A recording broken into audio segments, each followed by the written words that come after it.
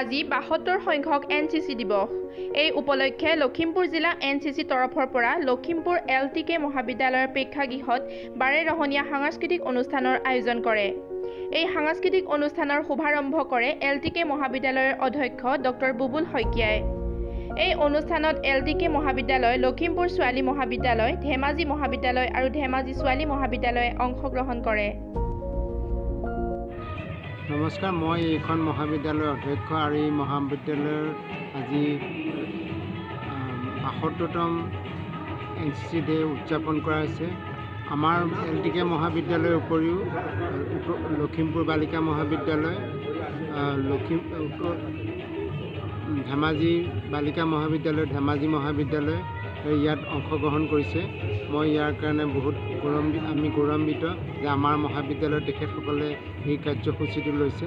আমি জানো যে NCCয়ে স্বাভিমান বঢ়ায়।